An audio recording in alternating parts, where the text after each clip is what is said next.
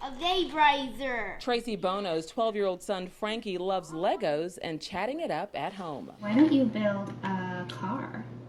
No, I don't have any wheels for it. Which is a complete contrast to his personality when he was enrolled in a public school in St. Charles, Missouri. He was fearful, in a fight or flight mode. Frankie has autism. The new staff consistently refused to follow his IEP and follow his behavior plan. I had good faith.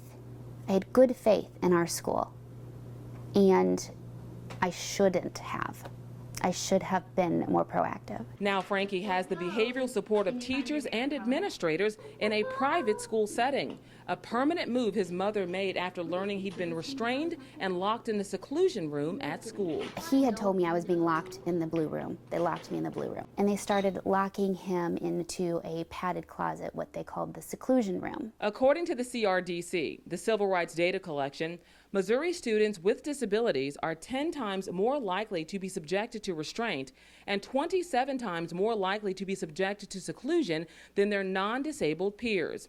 In 2016, of the more than 2,600 Missouri students subjected to restraints, 59% were disabled students. Of the 640 students subjected to seclusion, 80% were disabled students. They're not documenting every time a child is restrained or put in seclusion. We're going to have to approach things differently, and that social emotional needs have to be met first before we can get into that curriculum. And so that paradigm shift is, I think, the biggest piece for our teachers. Cynthia Korn is the principal at an alternative school in the Kansas City Metro.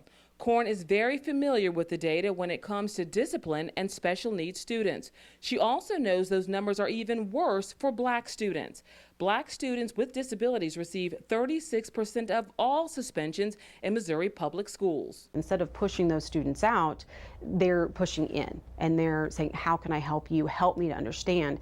And that mindful inquiry question has probably changed everything for my staff and I. Korn says racial equity training has played a key role in keeping students in the classroom learning and off the streets. We are starting to see a decrease in discipline due to the racial equity training that we're going through here. For me, as a white educator, it helped me to understand that I do have biases and that just being nice doesn't cut it. Unconscious biases that can lead to Black students moving from classrooms to jail cells.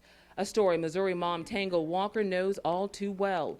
The police were called on her 16-year-old son at a public school in St. Louis County. He and two other Black males who have been in the district since kindergarten were falsely accused, handcuffed and taken from the school their freshman year. He was unable to play sports until this investigation was over. Stories like Tango's are common for Black boys and girls in the public school system.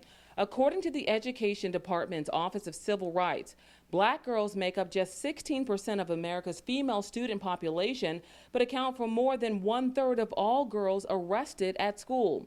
Too often, stereotypes of Black girls being angry and aggressive shape the minds of school officials, a reality Tango's daughter Tasia experienced firsthand. I was just kind of constantly getting in trouble. I was always being sent to the office just because I'm an outspoken person. For me, that's where the pipeline of prison begins very early. It can be microaggressions or it can be traumatic situations where Black students, especially Black boys, are shown that any infraction, be it minor, middle, or even, or major, can land you in a situation that sends you down a line or a trajectory of going to prison. A reality that troubles Tracy Bono. While she has the ability to pay tuition and remove her son from Missouri public schools, she knows a lot of Missouri parents can't. She wants lawmakers to pass legislation to prohibit schools from restraining students and using seclusion rooms. Over and over and over, the statistics are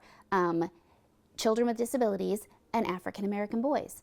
Those are the ones that are seeing this high percentage of seclusion, isolation, suspension.